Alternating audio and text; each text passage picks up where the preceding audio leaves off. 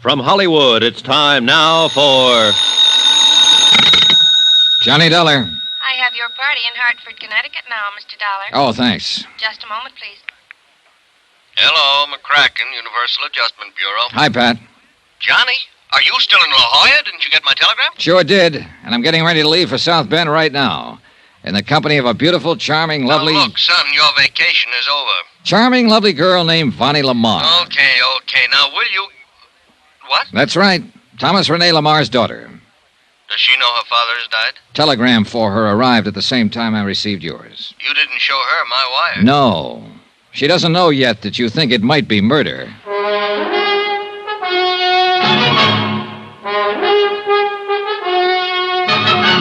Tonight and every weekday night, Bob Bailey in the transcribed adventures of the man with the action-packed expense account, America's fabulous freelance insurance investigator. Yours truly, Johnny Dollar.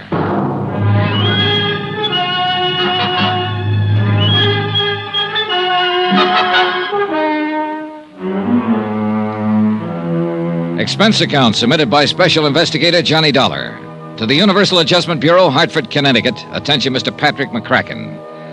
Following is an accounting of expenditures during my investigation of the Lamar matter. Or was it murder? Expense account item 1. I'm calling it item 1, Pat, because it's really the first tab on the Lamar case. Previous expenses here in La Jolla were charged against the Jolly Roger case. Expenses for the vacation you promised me and have now so rudely interrupted. Item 1, $9.60 for that long-distance call to Pat McCracken in Hartford. Now, what under the sun is Vonnie Lamar doing in La Jolla? Vacation? Same as I was trying to take. Now tell me something, Pat. Eh? Has a claim already been filed on Lamar's $1.5 million policy? No claim has been filed. Well, then how'd you know about his death so quickly? Luck, pure and simple. The insurance company is Tri-Mutual. Big office in Chicago, headed up by Lawrence Comstock. Oh, sure. Known him for years. Good man. Well, he's written all of Lamar's policies himself. He got to know the old man pretty well. Uh-huh. Personal friends, you know. Weekend golf together, same clubs, and both nuts about two-handed pinochle. So? Well, Comstock had been Lamar's house guest the past few days, and been with him practically every minute the old man wasn't at his plant. Was he actually there when Lamar died? Yes. He was the one who called the doctor when the old man keeled over. Look, you keep referring to him as the old man. Just how old was he? Oh, not too. Let me see. I've got it. He was 59. The doctor's name on her telegram was Wilson. You know his first name? No, I don't know. That stuff you'll have to get from Comstock there in South Bend. Okay. Well, at any rate, Johnny, he called me the minute the doctor pronounced Lamar dead, and specifically asked that you be put on the case. Yeah, well, that's flattering. Okay, it looks like I am, but tell me something. Yeah? What makes Larry think the man was murdered? I'd rather not discuss it now. He'll give it to you when you see him. Our plane leaves in about an hour. No doubt you can be of some comfort to the daughter. Her knowing that you're handling the case. Pat, that's the one thing I don't want her to know. I hung up, leaving Pat to ponder over that last remark. Wired Larry Comstock that I was coming and finished my packing for the trip back east. When I'd finished, I paid my bill at the fancy motel, and all I can say is thank goodness it was on expense account, and I knocked on the door of the cottage next to mine. Yes, come in. Oh, Johnny. Hi, Vonnie. Any way I can help you? More than you have. You've been wonderful. Arranging the flight back for me and For us? taking care of the things here. Johnny. That's right, for us. I'm making the trip with you. But I thought you said Hartford, Connecticut. And your vacation. Oh, the vacation's all over. Wouldn't be any fun for me to stay around after this. Oh, darling. And South Bend is along the way. I'd feel better if I kind of took you home rather than let you make the long trip alone under the circumstances. And maybe I have some business or something to attend to there. Darling, I don't know what... Easy. Oh, you made it so wonderful. When Daddy couldn't get here these last few days, and now that this terrible thing has happened, you stick by me this way. It's the only way I'd have it. You're so wonderful. All right. Come on now. Come on, get your things together. I've called for a cab to the airport in San Diego. Come on. Oh, thank you, Johnny. I love you for this. Sure.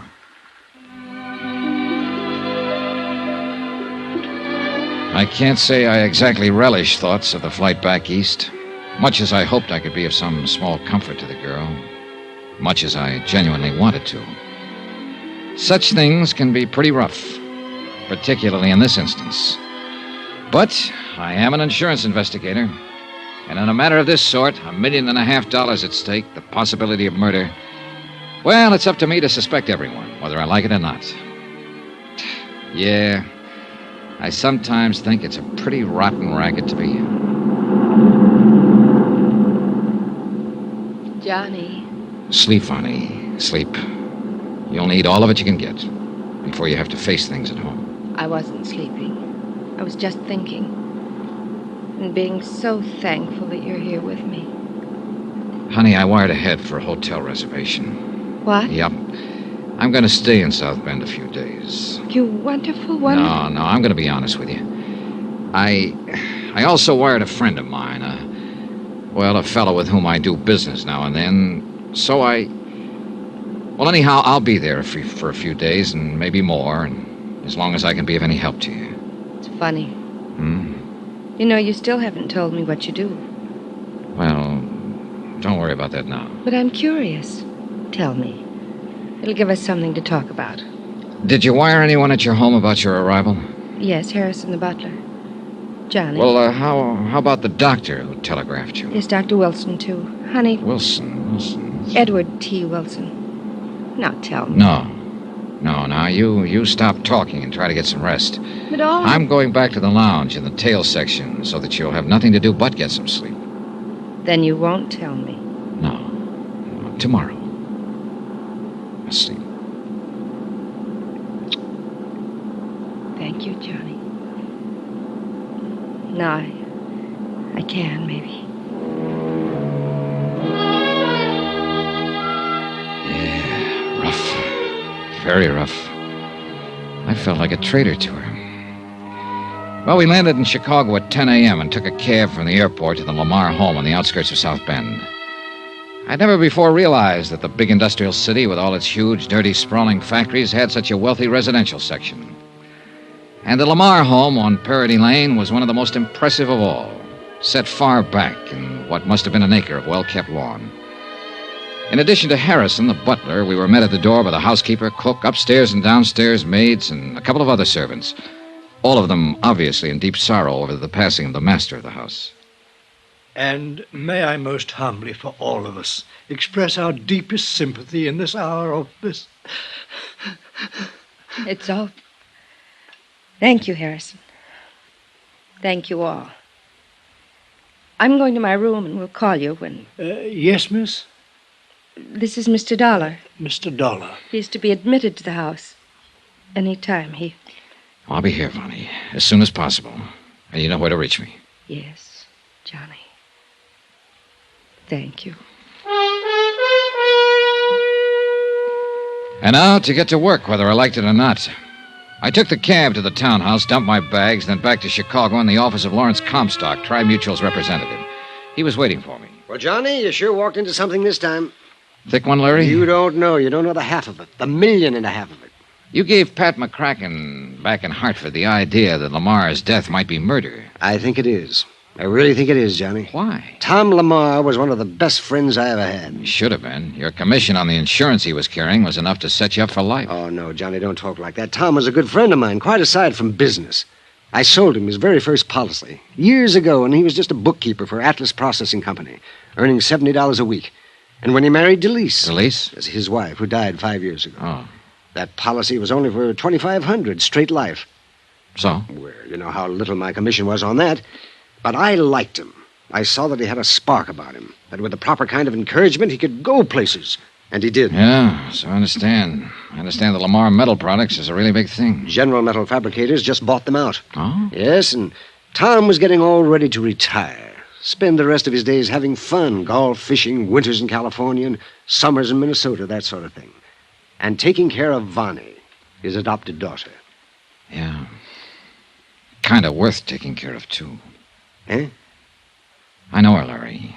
Met her in La Jolla, California. Oh, then you... Brought her back here to face the sad fact of her father's death. Why, didn't... Oh, yes, of course. The family doctor, Ed Wilson. I should have realized. He sent a telegram to Vonnie to the same place you were, in La Jolla.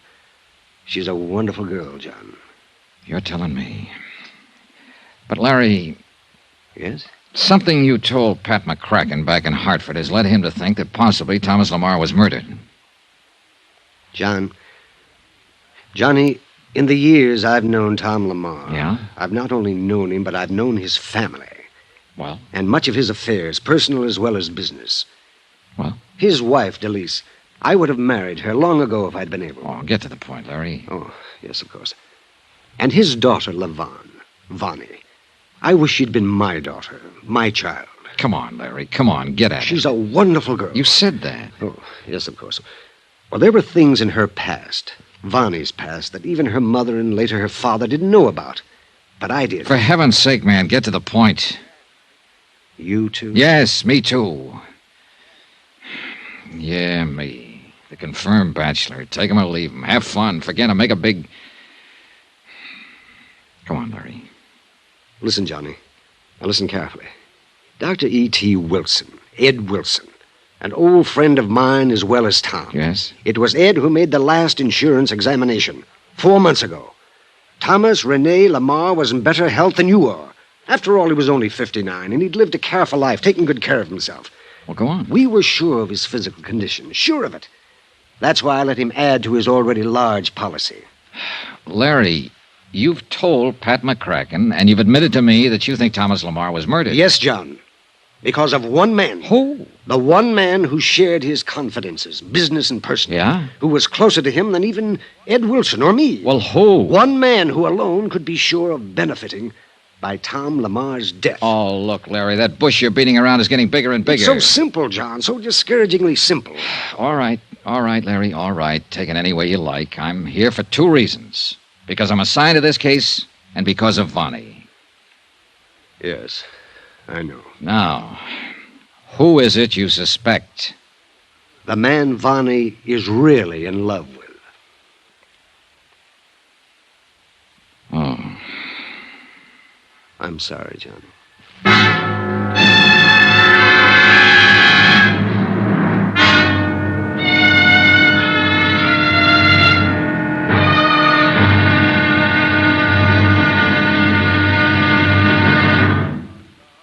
Now, here's our star to tell you about tomorrow's intriguing episode of this week's story. Tomorrow, some stuff I didn't want to hear, but I had to. Join us, won't you? Yours truly, Johnny Dollar.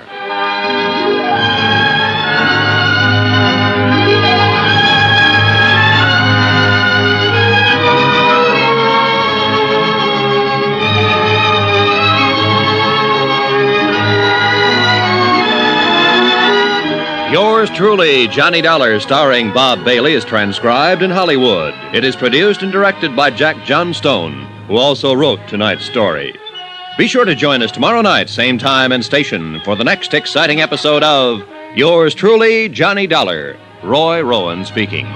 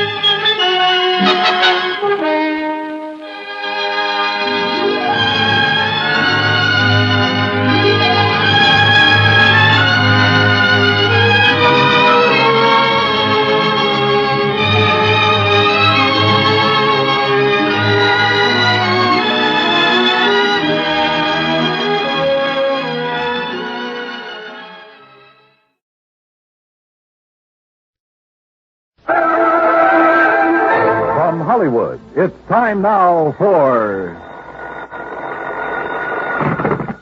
Johnny Dollar. George Reed here. Well, good morning, George. Bad morning, Johnny. What's the matter? You remember Jediah Gillis? Eccentric old man loves animals? Sure. Well, for the second time, he's talked us into issuing a special coverage policy on an item he wanted insured. And for the second time, it's disappeared, huh? Right. I hope it's not another singing mouse. I'm afraid it's something worse. An articulate canine. Articulate what? Dog, Johnny. An articulate dog? You mean a talking dog? Yep. Oh, no.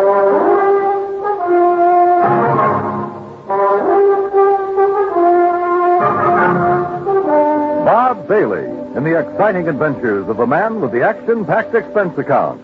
America's fabulous freelance insurance investigator. Yours truly, Johnny Dollar. Different. I didn't know about mice. I do know about dogs. And I've never heard one yet that could say anything but rough. Well, maybe you haven't, but Michael Murphy has. Michael Murphy? Iron Mike Murphy, vice president of Milford Steel. Oh, what's he got to do with this? Well, he's the former owner of the articulating canine. Gillis bought the dog from him? According to this application, he did. When did it happen? Oh, about 3 weeks ago. First I heard of it was when Gillis called from New York asking for the coverage. How much insurance does he have on the critter? The maximum we'd allow, $7,500. 75. Oh, no, George. That's hardly worth my time. I can't make any commission from a small policy like that. Why don't you pay him off and forget it? I'd like to, Johnny, but it isn't that simple. No? No. Since you found his mouse, Gillis thinks you're some kind of a miracle worker. No, Pied Piper, you mean. Or pie-eyed something or other. Anyway, the boys upstairs have agreed to let you write your own ticket again, providing you locate the dog. Or in the event you don't, you pacify Gillis. Keep him happy so that he doesn't cancel his other policy. And if I can't do either? Then you wind up with your regular commission and expense account, which our auditors will check and double-check. A real sucker bet. But okay, George, you've got yourself a deal. Expense account item 2, 85 cents, cab fare back to my apartment. Item 3, $26, transportation Hartford to New York City, including cab fare to the Statler Hotel. By the time I checked in, changed my shirt, it was 8:30. I picked up the phone and called the number George Reed had given me.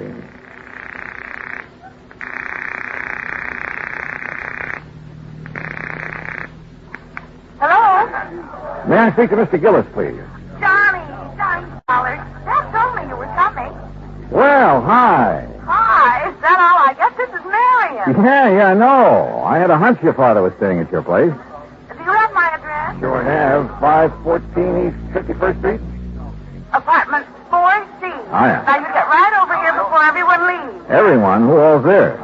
Well, just friends. It's a celebration. What kind? I'll tell you when you get here. Now hurry. Right. Expense account item 4, $1.70, taxi from the Statler to the East 51st Street address. The entrance to the building faced toward Beekman Place, and one side of it looked out over the East River. I could hear the noise from apartment 4C before I stepped off the elevator. Marion had a good many friends, which figured because of her blonde hair, gray eyes, and a few other... Well, yeah. I pressed the buzzer and waited. I was about to press it again when a door opened further off down the hall. Hi. Oh, Marion. Here, Johnny. I hope you don't mind sneaking in through the kitchen. But Dad made it very clear that he wants to see you now and alone. Alone? Was that mob in there? He's waiting for you in the den. It's this way. How have you been? Oh, fine, just fine. Sounds like quite a party. It is. I sent out the invitations before the pup disappeared. I offered to call it off, but Dad wouldn't let me. Any special kind of celebration? I think so. It's to announce my engagement. Well, what do you know? Who's the lucky man? His name's Bill Fisher. He's an executive with the Powers advertising agent. Real big-time operator, huh? He just talked one of his clients into putting on a new TV show. Well, you know you have all my good wishes. Oh, Bill, we were just talking about you. I wondered where you disappeared to. Bill, this is Johnny Dollar. Hi, congratulations. You're getting a fine girl. Yes, I think so. Thunderation, what's called? Oh, it's Dollar, so you finally decided to get here. Hello, Mr. Gillis. Come in. Yes, sir. We'll see you later, Johnny. Yeah, sure. Yeah, you ready to go to work? Yes, sir, whenever you are. Whenever I am. You're the one's getting paid to be a detective. Well, I can't do my job without your cooperation, Mr. Gillis. Well, what do you want me to do? Answer a couple of questions. Well, didn't that sweet pea of an agent tell you all you need to know? Well, he couldn't. He didn't know anything except that a dog you have insured. A dog? A dog, you say? Is that what you call her? Why, you miserable, cold-hearted... A dog. Well, isn't that what you've lost, Mr. Gillis? No! And don't you ever let me hear you calling that. She's a little lady. If you must refer to the type of being she is, well, she's a canine. Okay.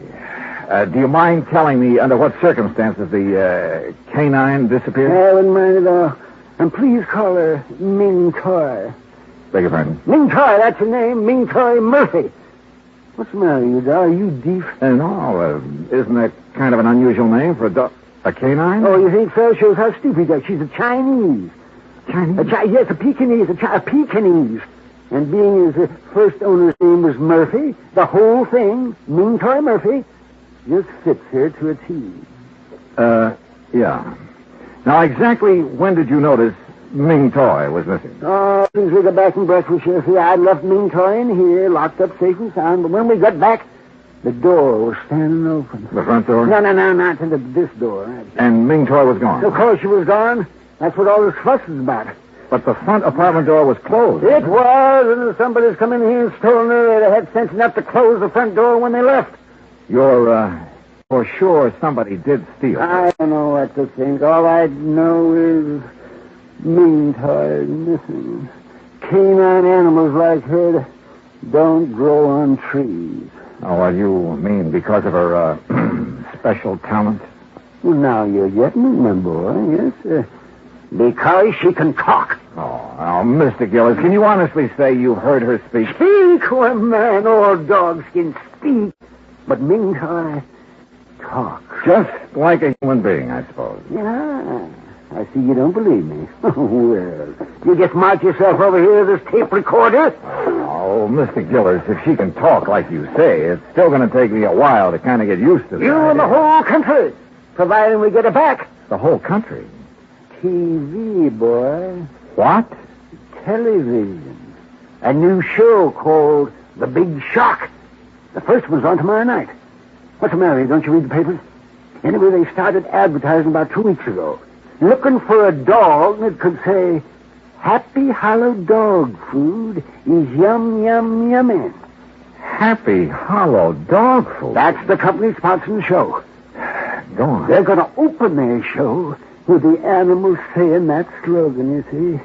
And today I was going to take Ming Toy down there and let her say it and collect the $50,000. What's $50,000? The $50,000 they're offering to give for a dog that can say, Happy Hollow Dog Food. All right, I know. Yes, well, anyway, when I first heard about this, I remembered Mike Murphy had said something to me over a year ago about having a canine in his kennel that could talk some.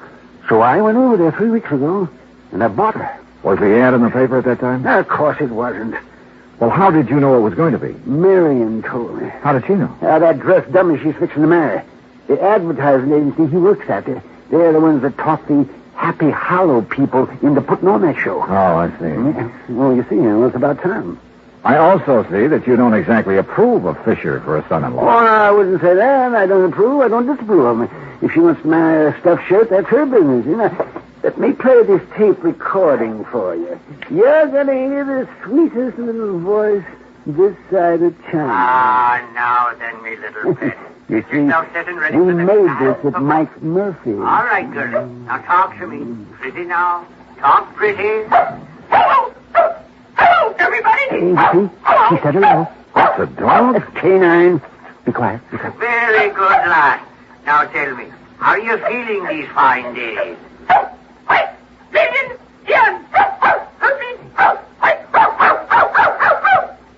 Hey, what happened? She saw a cat. What do you think? Oh. You still doubt she can talk, Nello? I think I'd like to see it with my own eyes. Have you put an ad in the lost and found columns of the papers? Of course. What about the people in this building? Well, I had Morris. He's the super. Put a note. Super? The janitor. They call him supers in the city. So what's the matter with you? Don't you know anything yet? I had to put a notice in each apartment telling them to be on the lookout for her. But so far, nobody said a word. And naturally, they wouldn't because she's not around here. She's been stolen. Oh, now, look, why would anyone want to steal her? They couldn't put stolen property Well, on TV. maybe it could have been somebody doing it for spite. Like who? Yes, like Iron Mike Murphy. That's who. He's been saying nasty things to me, claiming I cheated him out of Ming Toy. Well, did you? Of course I did. Mr. Gillis, is there any other possible way she could have gotten out of this room? Well, now, there's several... Oh, no. Huh? No, it hurts me just to think about it. Oh, dear. That window. Window? Yes. Oh, dear. Was that open yesterday morning? Yes, it was open. I forgot to close it. Oh, dear. Well, what's down below there? Nothing but the East River.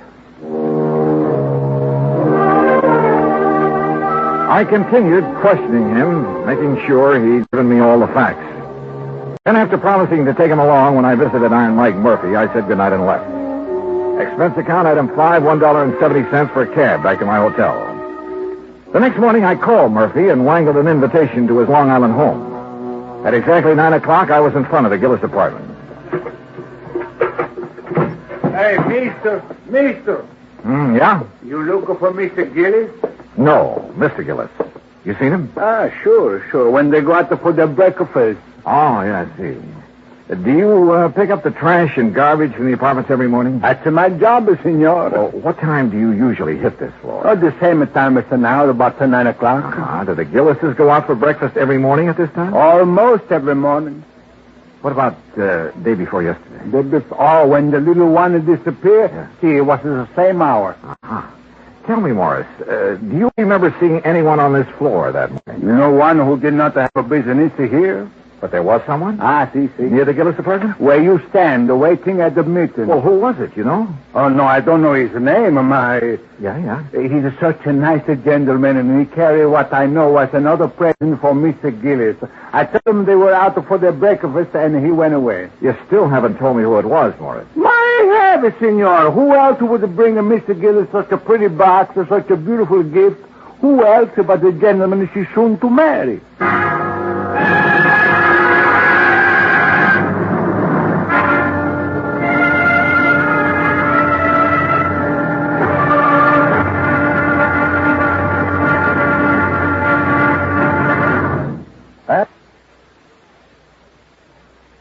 Now, Act Two of yours truly, Johnny Dollar, and the Ming Toy Murphy matter.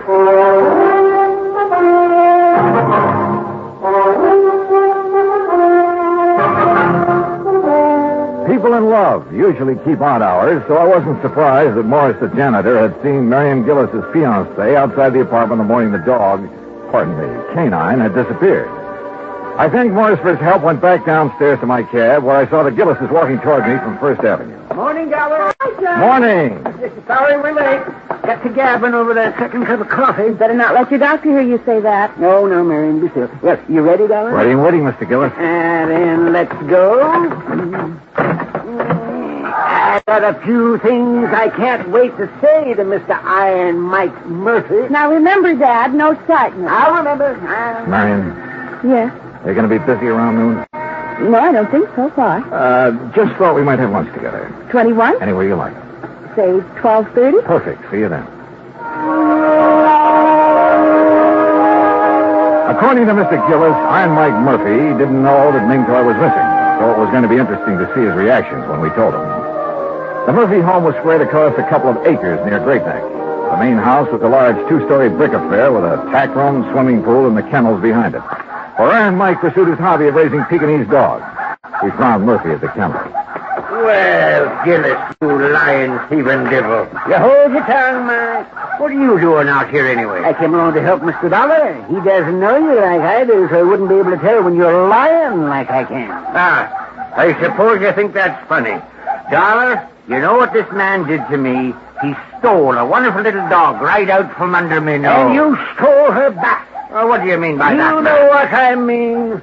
The day after you called me on the phone, you saw that ad in the paper. Well, the next day, somebody stole Ming Toy. And I'm sure it was you, you shanty Irishman. Why, you dirty-minded evil old man. I've half a mind to take a horsewhip to you for saying such a thing. Oh, you deny it, eh? Of course I deny it. And you say it again, I'll deny it with me fist. Oh, is that so? Well, I whipped you when you were in the steel mills, and I can whip you now. Look out, fella. Oh, Mr. Gillis, remember what your daughter said. Defend yourself, Murphy. Mr. Gillis. Bring yourself at me, Taxi! Taxi! Mr. Gillis, please, Mr. Murphy. Here I come. Ooh. my justice triumph. Ow! Taxi! Hey, driver! Over here! Taxi!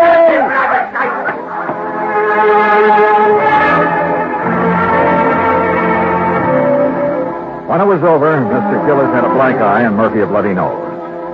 Gillis and I went back to town. Kid there $12. That's item 6. After seeing Mr. Gillis safely to his apartment, I went across town to the 21. Marion arrived. We were shown to a table, and I told her as quickly as I could what had happened at the Murphy home.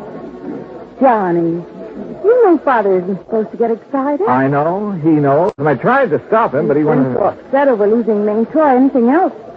Well, especially something as strenuous as a fight. Well, it might prove to be too much. Oh, he's all right, believe me. Well, I'll call him in a few minutes to be sure. Marion, this morning while I was waiting for you to come back from breakfast, I had a talk with Morris, the super at your apartment. No? Yeah, he... Marion, darling. Oh, well, I told Bill to join us, Johnny. I hope you don't mind. No, of course not. Sit down. No, thanks. Johnny's been out all morning with Dad. Oh? Hunting for the dog, huh? That's right. Any luck? I'm not sure. Excuse us, Bill. But what does Morris have to say, Johnny? Oh, it wasn't important. Don't try lying to me, Johnny Dollar. I know you too well. Now, you tell us, what did Morris have to say? Bill, the morning the dog disappeared, you were at Marion's apartment, weren't you? Of course he wasn't. Bill? Day before yesterday? No.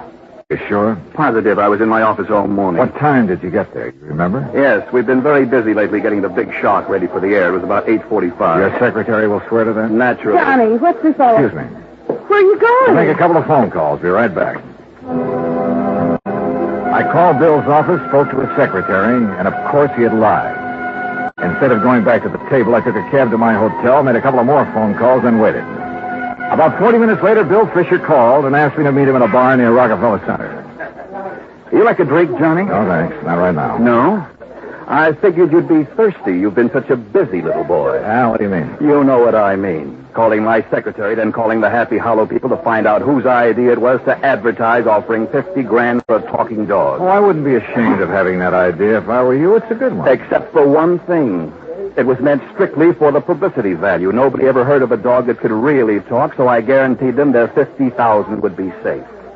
Go on. See, it was tough enough getting the Happy Hollow people to put a show on TV in the first place. They really don't have that kind of money. And if they'd had to pay out the $50,000 on top of everything else, well, that would be it. We'd lose their account. I'd lose my job. Uh-huh. So what did you do with Ming Toy? Well, naturally, since she could talk, I had to get rid of her. You understand that, don't you? How did you get into the Gillis apartment? That was easy. I'd been there the night before. When I left, I slipped the latch so the door wouldn't lock. When they went out to breakfast the next morning, I went in. I was going to put her in that box and carry her out, but she put up such a fuss, I just tossed her out the window. Into the river? Yes, Dollar, into the East River. But what can I do about it? After all, Ming Toy was only a dog. It wasn't like she was a person. Well, what can I do about it? I'm not sure. But whatever it is, I hope it's plenty. I left him there and walked down 6th Avenue. When I reached the corner of 51st, I called Marion and asked her to meet me in a little park near her apartment building. Somehow I told her, as simply and directly as I could. Well, it's kind of funny, isn't it, Johnny? I don't know. Isn't? Sure. If I hadn't met Bill, none of this would ever have happened. Dad would still be feeling chipper. I might have been engaged to somebody else. Maybe even a nice guy like you. And why do things like this have to happen? I don't know, Marion. I just don't know. We were about a block away from her apartment when we heard the engine. We watched her turn into 51st Street, then stop. Then we were running. Johnny, it's Dad, I know it. No, you don't know any such thing. Oh. All right, folks, all right. Now keep back. Give the men room to work. Johnny, they're not going in this building. No, they're doing something out there in the middle of the street. All this is, Officer!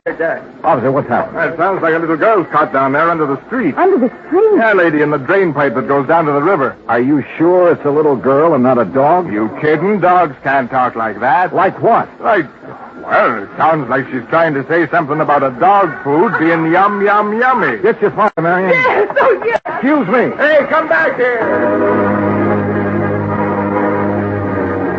I joined the power and water men who had lifted up a manhole cover and put down a ladder. It didn't take us long under the street, just a couple of minutes. Then we climbed back out again. Johnny! Dollar, where is she? Where's my baby? She's still down there, Mr. Gillis. You left her. Dollar, she's not? No, sir, she's fine. Then why didn't you bring her back? Well, maybe you'd better look for yourself, Mr. Gillis. All right, I'll do just that. Dad, you can't. You just try stopping me, won't? Come on, Dollar. Come on. Candy. Be careful now, Mr. Gillis. Yes. Watch your step here. Don't you worry about me. You just look out for yourself. Yes, sir, I am.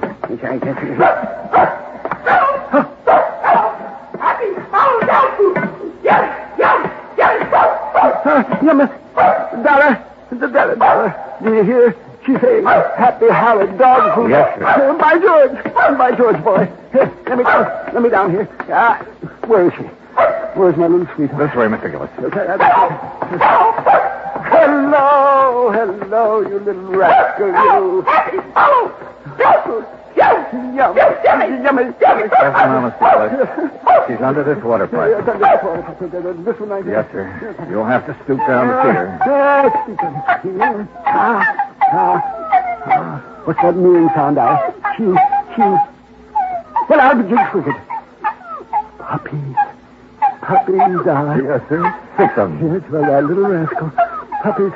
So that's why she disappeared, huh? To have her family.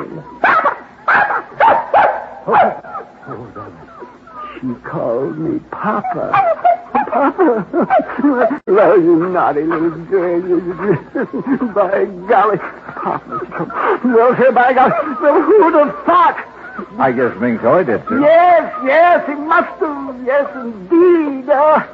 Oh, Papa. Look, Johnny. I'm a grandfather.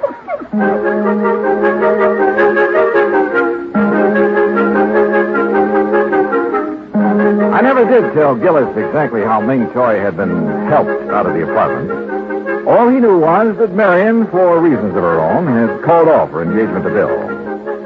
Ming Toy spent a week in bed recovering from her ordeal, and naturally, since Gillis refused to let her appear on TV that night, the $50,000 went unclaimed. And, alas, the long-suffering public has yet to hear the dulcet tones of a talking dog named Ming Toy Murphy. Expense account total, including hotel, incidentals, and transportation back to Hartford, $225.70. Yours truly, Johnny Dollar.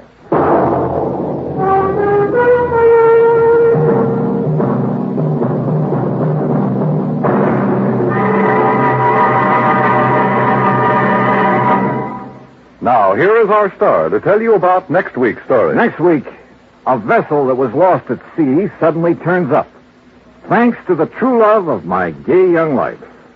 Join us, won't you? Yours truly, Johnny Dollar.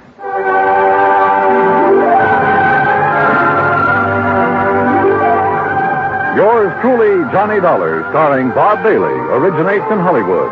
Written by Charles Smith, it is produced and directed by Jack Johnstone. Heard in our cast were Virginia Gregg, G. Stanley Jones, Herb Ellis, Joseph Kearns, Jay Novello, Bill James, and Howard McNear. Musical supervision is by Amerigo Marino. Be sure to join us next week, same time and station, for another exciting story of yours truly, Johnny Dollar. This is Dan Cubberly speaking.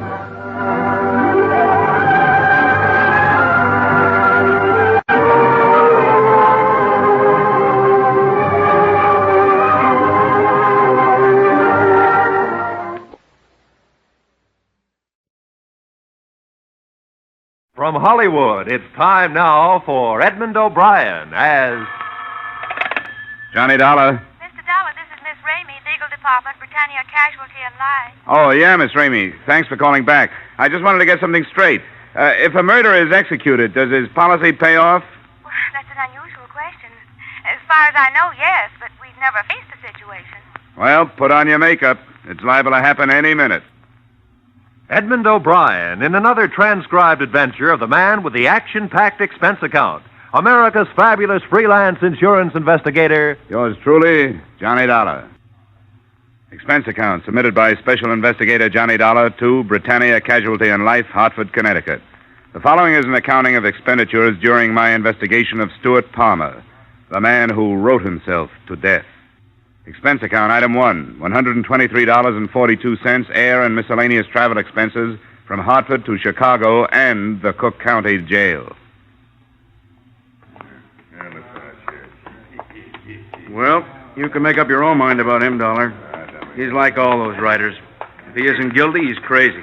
How are you, Lieutenant? Oh, hi, Markowitz. This is Mr. Dollar. Hello, how are you? Mr. Dollar? It's an insurance dick. He wants to talk to Palmer. Call him out, will you? Sure thing, Lieutenant. Hey, Palmer, your mother's here. I'll see you on your way out, Dollar. Yeah, thanks a lot, Lieutenant. Here's your boy, Mr. Dollar. You'll have to talk to him through the bridge. Stuart Palmer? Yeah. My name is Dollar. Britannia Casualty and Life sent me out here. I understand you're in some difficulty. If there's anything I can do to help... You didn't come here to help me. You came to investigate my new policy. Now, look... I don't need your help or anybody else's. I paid my first premium. That's all you or the company need be concerned about. They're concerned about the fact that you're being held on suspicion of murder. That doesn't affect the policy. Have you retained counsel? That's none of your business. Thanks for the cooperation. Nice to meet friends in a strange city. You can have him, Markowitz. Thanks. Well, Dollar? Lovable, isn't he? What have you got on him? Oh, not much. Some wino was killed in the Clark Street pool room. Palmer was holding one of the cues. We pulled him in with about 14 others. When are you going to release him? We're not sure. He's been in before, you know. Tell me, what's the matter with him? Who knows? He's a writer. Crime stuff. Hangs around the West Madison district a lot of the time. Calls it research. Does he still have that Kenwood address? Wait a sec. Yeah. 5715. Well, I hope his wife is jollier than he is.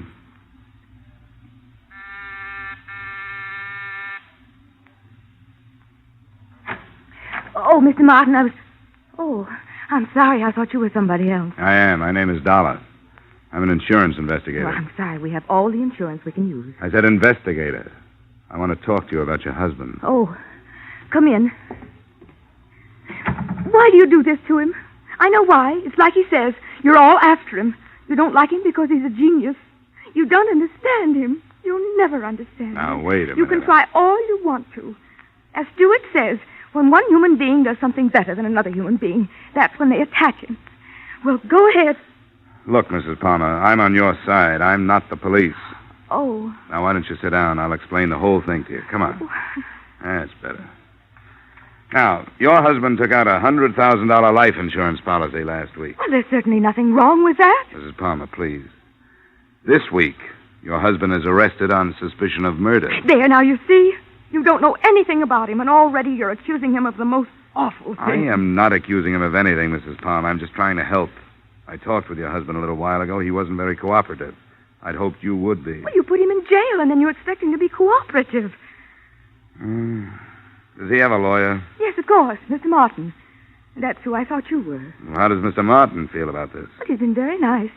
Stewart isn't worried. Stewart knows that Mr. Martin can spring him any time he wants to. I see. What does your husband write? Books? Well, he used to write for the radio. But as he says, it's a very limited medium. So one morning he went to his agent and tore that contract up right in his face. And that very day he started to write his play.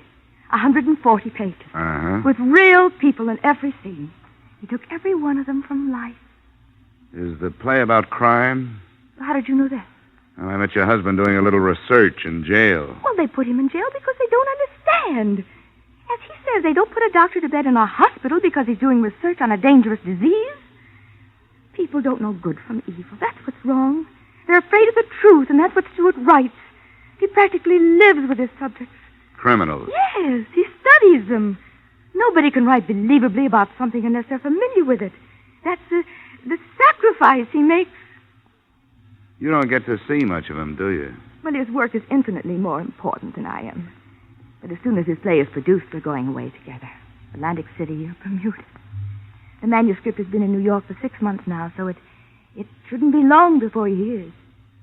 What has your husband's income been for the past 6 months? Well, there hasn't been much. But great art is often born of poverty. But $100,000 insurance policies aren't. Who's this man, Neil Beasley, your co-beneficiary? Co-beneficiary? Well, if you're going to sit here and be insulting, perhaps you'd better leave. Well, perhaps I'd better. You mentioned an agent. What's his name? George Michaelkoff. He's in the Ingram building. Crazy. The guy is crazy. You can't do business with a guy like that. Art, he talks. Everything's got to be art. Spends his time with bums, and he calls it art. Hasn't he done anything for 6 months, Mr. Michaelkoff? Not with me. Well, let's face it. Not with nobody. You know, he could have been a good writer, this boy. But he was too arty, not commercial. Then, boom, he's got to write a play. And where is it? Probably in the bottom drawer of Hallstein's desk. And it's going to stay there. Here's a copy. Take it along and read it. Thanks. What about this research he does? Research? Is that what he told you? I had to go down to the county jail and bail him out. Twice. That's what washed me up. Someday they're going to catch him with the goods on him. You know, maybe it started out to be research, but it ain't now. Well, how did it start? With a guy named Neil Beasley. Neil Beasley? Oh, you heard of him, huh? Yeah. Yeah, that's the boy. He took Palmer under his wing, and that's where he still is. I don't know. Maybe he can't get out. Beasley came up to the office with Palmer once. What a character. Where does this Beasley hang out, do you know? Who knows? Nasty neighborhoods. Expense account, item 2, 80 cents, cab fare to a nasty neighborhood. After a lot of questions and bad bourbon, I came across a character who called himself Roscoe. Roscoe was the walking who's who of the district. When I mentioned the name Beasley, he swallowed his drink, wiped the back of his hand over his mouth, and leaned over the table toward me. Beasley. Let's see. Beasley. Come on, here. Here's something to stimulate your memory. Oh, yes, of course. Beasley, Neil Beasley. Been a friend of mine for years. Slipped my mind. Getting old. Beasley was born in Cincinnati of well-to-do parents. They say he attended Harvard, but perhaps it's only a story. You know how stories start. Skip the history. Where can I find him? Any number of places. If the racetrack was open, you'd find him there, but the racetrack ain't open. There is his place of residence. Where is that? I don't know. But he must live somewhere. Obviously. What would you suggest? You familiar with the Atomic Tavern up the street? Oh, I'm a stranger in town. Peoria? No. You have the face of a Peoria salesman. I don't know, something in the eyes. Yes, well, the Atomic Tavern up the street. Thanks, Roscoe. You never did say where you were from. Hartford, Connecticut. If you're ever in town, look me up. 4 blocks away, squeezed between a delicatessen and a shoe parlor, I came upon the Atomic Tavern. It exploded just as I arrived. And stay out. That's no name to call a lady. Oh, come right in, sir. Come in. Anybody with a civil tongue is welcome, sir. Thanks. There, boys. Neil Beasley around? Eh? Who wants him? His name is Johnny Dollar. I'm a friend of Stuart Palmer's. Well, you tell him that. He's at the back table there. All right, boys, come on. What do you have? Don't bother me. And he didn't bother me anymore. Your name, Beasley? Mr. Beasley. Who are you? Mr. Dollar. What's your business, Dollar? Insurance, investigation end. Can I sit down? I'm working for a company that holds a policy on the life of Stuart Palmer. Insurance racket. I wonder how it started. I suppose somebody back in Rome bet Julius Caesar 10 drachmas he wouldn't live through the 15th of March and won. What do you want with me? Well, I'm looking for somebody who'll make some sense. Maybe you're it. I understand you're Palmer's beneficiary. That's right. He's a good boy. Yeah, but he's not a good risk. The company insures a radio right. I come out here and learn he's a petty criminal. What's your problem, Dollar? Why don't you cancel the policy? Well, I will if I can. Tell me, What got him started? Well, put yourself in his place. He spends a lot of time around here learning so he can write good stuff. He writes good stuff, so good they won't buy it, so he falls back on his education. That's logical, but illegal. Oh, they'll get him. They'll get me, too. It's fate. The bumps on your head, the lines in your hands, the stars, destiny. Who can stop it? Well, that's quite a philosophy you've got. I was looking toward the front of the building. I hadn't seen him come in, but it was Stuart Palmer.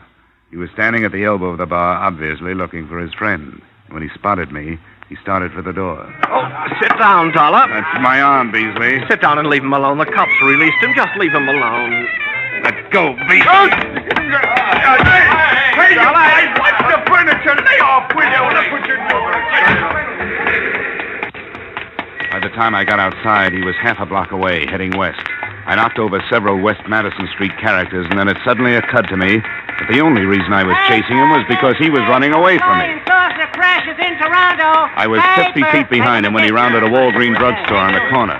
For a second, I lost him.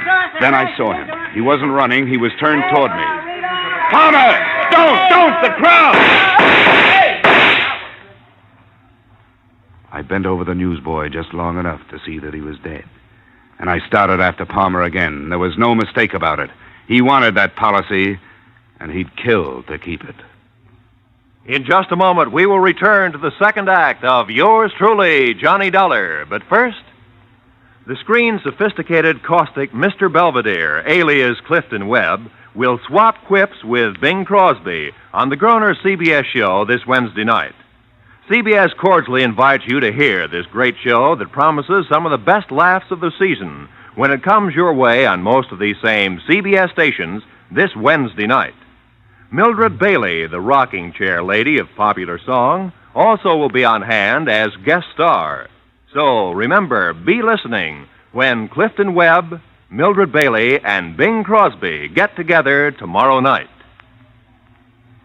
Now, with our star, Edmund O'Brien, we return to the second act of Yours Truly, Johnny Dollar. I lost Palmer in the next block. If daylight had held for a little longer, maybe I could have stopped the whole thing. I looked at my watch. It was 6:05. The Hartford office was closed. I headed back for a phone in the Walgreens drugstore. I got to the corner just as the police in the person of Lieutenant Carrigan pulled up. All right, you people. They're away. They're away. Dollar! What the devil are you doing here? Look at that kid, Carrigan, lying there. If you hadn't let that maniac out, the boy would still be hawking his papers. Hey, wait a minute. Back off. What are you talking about? Who do you think did it? Palmer. Palmer? Are you sure? Yeah, he was shooting at me. What'd you let him out for? Oh, look, Dollar, there are laws. I told you earlier we didn't have much on him. He was clear. Well, you're sure not clear on this one. Kid only had 3 papers left. I think you better tell me what happened, Dollar. Well, let's move away from here. Yeah. Oh, hey, folks, why don't you go home? Come on, move, huh? I don't know what there is about people. They're just glad it wasn't their kid. Well, here's the tale. I came down here to find a guy named Neil Beasley, a friend of Palmer's. Palmer showed up in the joint. When he saw me, he made a dash up the street. I took out after him, and when I got to the corner, he opened up. The kid was standing next to me. After the gunfire, I went after Palmer again. Believe me, I wish I'd caught him. Yeah. Sergeant? Oh, yes, Lieutenant. Put out a general on Stuart Palmer. All the dope's in my office. Yes. Why would he want to kill you? That's a $100,000 question, Lieutenant. I'll be in the drugstore. Gotta make a phone call.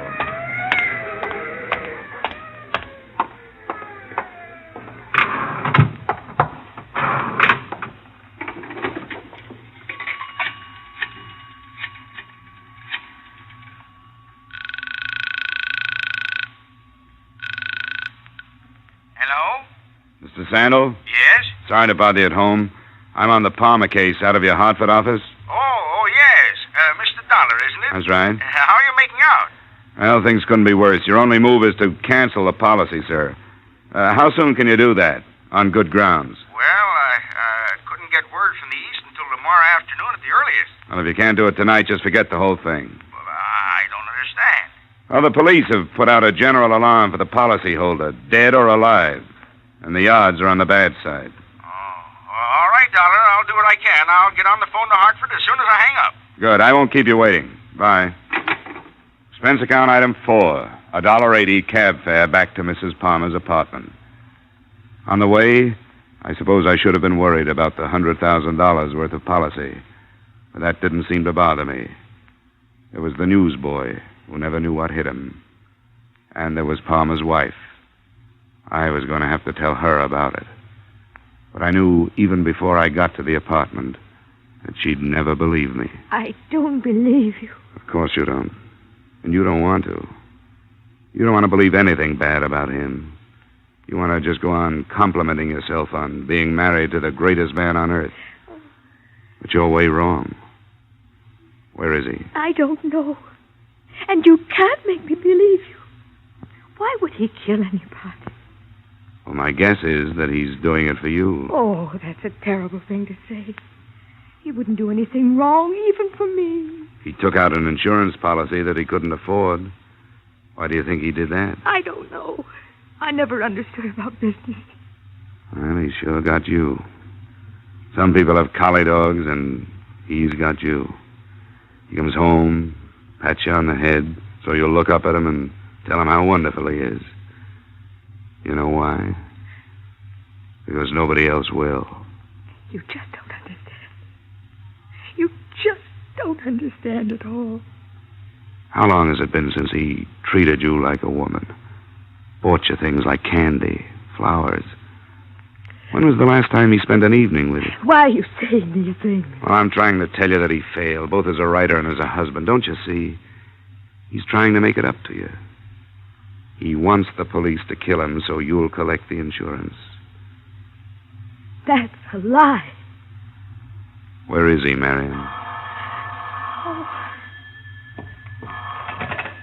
Hello? Yes?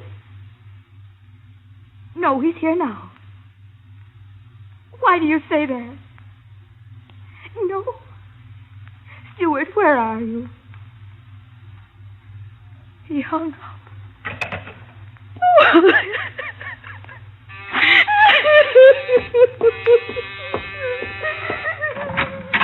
Well, look who's here. I wish Palmer was as easy to find as you are. You won't find him here. Does she know where he is? No, he just phoned her. Wouldn't tell her. Well, looks like a long night. Yeah, for her, too. Mind if I ride back to the Madison district with you?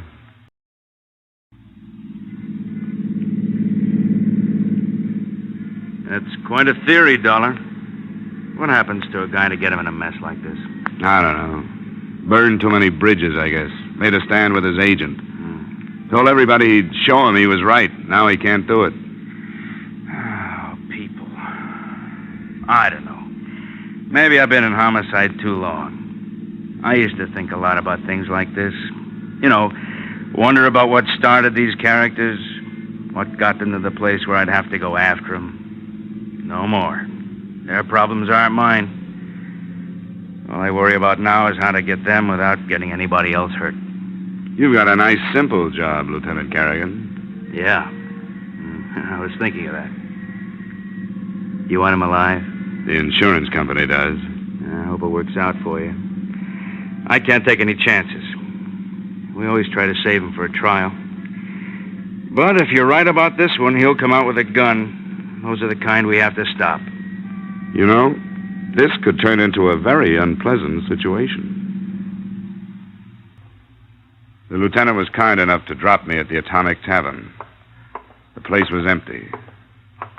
The sirens had frightened most of the clientele out of the precinct. All except one.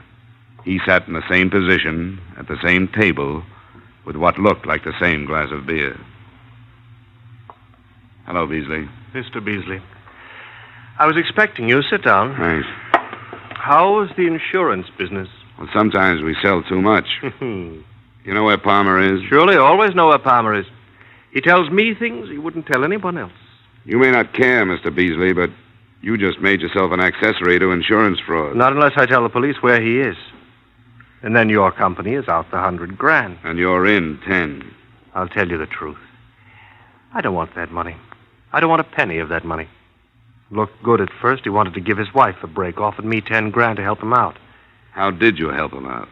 Well, take right now, for instance. I could have tipped the cops twice a minute since it happened. In fact, I was supposed to. Cops would have killed him.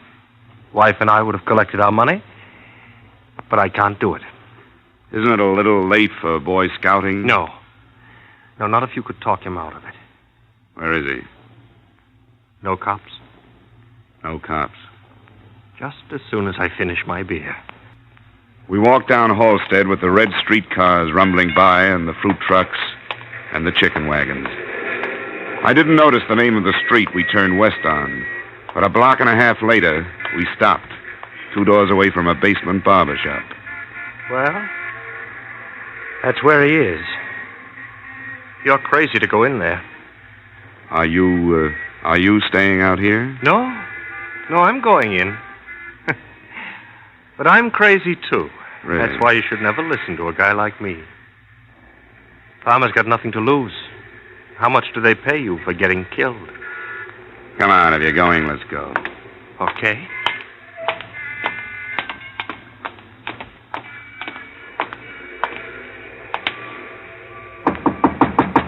Farmer, it's Beasley. Let me in.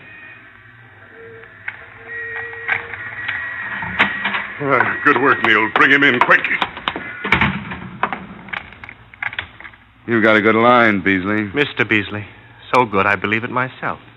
What's that supposed to mean? Oh, Palmer, it's a bad deal all the way around. What do you want to do, make history? You won't go down in any books. What's got into you? You helped me lay out the whole thing. Oh, yes, it looked good, but it won't work. He's right, Palmer. It won't work. I put through a cancellation request on your policy. But it hasn't gone through yet. If it had, you wouldn't have come in here. It's no good, Palmer. Even if it doesn't come through, they'll fight it in court after you're dead. We've got too much against you. How far will they get without your testimony?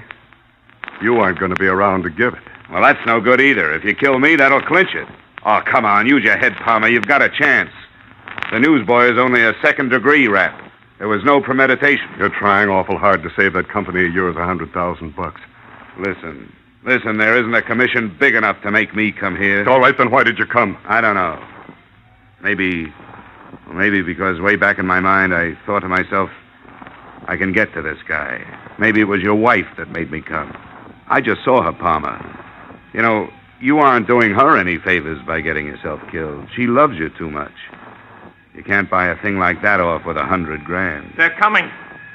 I didn't tip them. They must have followed us down. It doesn't make any difference how they get here. Just so they come. Oh, watch it, Dollar. Stay away from me. Nobody's going to stop me now. This is what they all wanted. Like the big literary agent with the big promises. Great play, he tells me. Yes, and the old friends. They'll cut the story out of the papers and they'll save it in the desk drawer. Poor Stu, they'll say. He could have been a good boy. Well, all right, they can save it. It's gonna pay off. That's what counts. It won't pay off, and you know it. The only guy that wants it this way is you, because you haven't got the guts to go on. Palmer, we know you're in there. We'll give you 30 seconds, Palmer. I'll be right out. Palmer, it's waste, Palmer. It's for nothing. It's no use, Dollar. He's going to do it. Better lie down on the floor.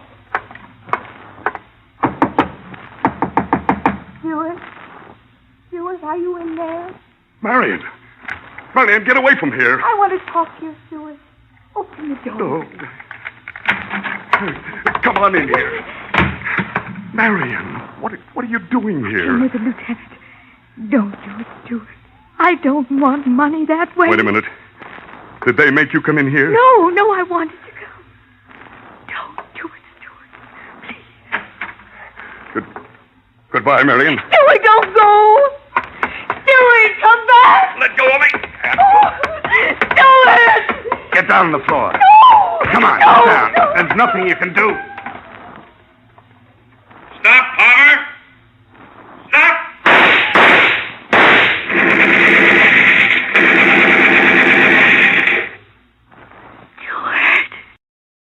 As you know, Palmer's policy was not canceled before he died.